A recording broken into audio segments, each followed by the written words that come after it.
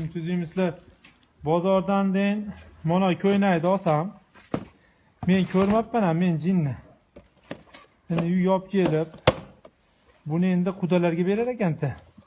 Qudalar boshqa ko'ynaklar kiyar ekan. Va ko'ynak mana bir chiroqli, to'g'rimi? Men ko'rdim. Chiroqli dedim-da, endi material mana jivir hamma o'zi. Endi oching tomon sekin. Ma ko'ynak qarasangiz. Bu ishimiz endi nima qarasangiz. Действительно. Endi nima qarang. Ma qarasangiz. Bir yana ko'rsatib qo'y. Ma qarang. Bu mas ko'ynak ekan. Unda buni reklamasini qaranglar.